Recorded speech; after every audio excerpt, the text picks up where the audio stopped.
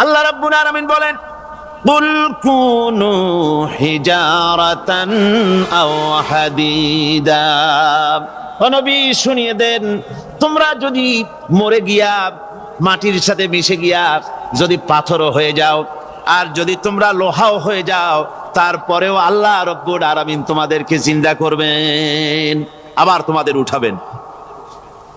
ওরা বলে যে আচ্ছা বুঝলাম, কে উঠাবে আমাদের, কেমনে উঠাবে?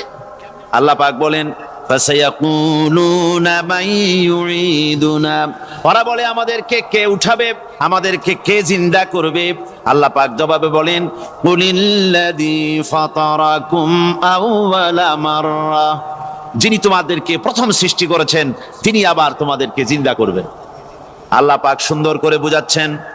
এই সব কথা শোনার পরে فَسَيُنْغِضُونَ إِلَيْكَ رُؤُوسَهُمْ وَيَقُولُونَ مَتَى هُوَ। এসব কথা শোনার পরে আল্লাহ বলেন, ওই কাফেরেরা মাথা ঝুলায় ঝুলায় বলে, আচ্ছা তা বুঝলাম।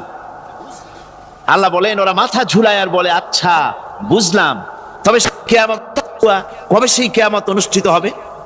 আল্লাহ বলেন, নবী শোনায় দাও, কুল আসা আইয়াকুনা করিবা। বেশি দেরি নাই, হতে পারে খুবই তাড়াতাড়ি। কি বলা যায়, সে সময়টা অতি নিকটবর্তী হয়ে যেতে পারে, খুবই নিকটবর্তী সে সময়, সেটা বেশি দেরি হওয়ার কথা নয়। আল্লাহ পাক এবার মানুষকে যুক্তি দিয়ে বুঝাচ্ছেন। কোরআনে কারীম মানতে মানুষ অস্বীকার করলে আল্লাহ ডান্ডার ব্যবস্থা করেন নাই। নবীজিকে বলেছেন, ইন্নামা আনতা মুযাক্কিরুন লাস্তা আলাইহিম বিমুসাইতির। ও নবী, আপনি একজন উপদেশক, উপদেশ দিয়ে যান। আপনাকে দারোগা করে বানাই নাই লাঠি চার্জ করার জন্য, পিটায়া মানুষ হেদায়েত করার দরকার। মানুষকে বুঝান, যুক্তি দিয়া বুঝান।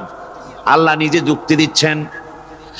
আনতুম আশাদ্দু খালকান আমিস সামাউ বানাহা। ওই কাফেরেরা, তোমরা যারা পরকালকে অস্বীকার করো, তোমাদেরকে উঠাইতে পারবো না যারা তোমরা বলছো, তোমাদেরকে সৃষ্টি করা কঠিন না ওই বিশাল আকাশটাকে সৃষ্টি করা কঠিন?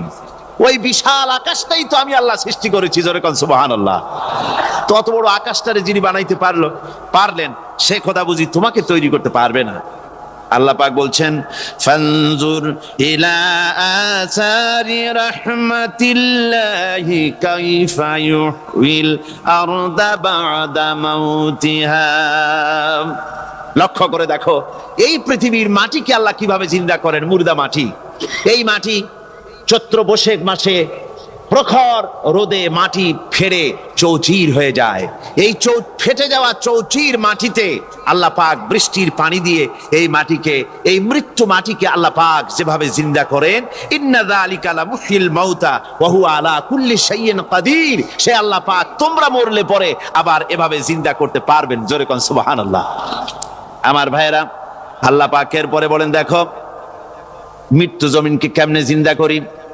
আল্লাহুল্লাযী আরসালার রিয়াহা ফাতুসিরু সাহাবা ফাসুকনাহু ইলা বালাদিম মাইতিন ফাআহইয়ানা বিহিল আরদা বা'দা মাউতিহা কাযালিকান নুশুর।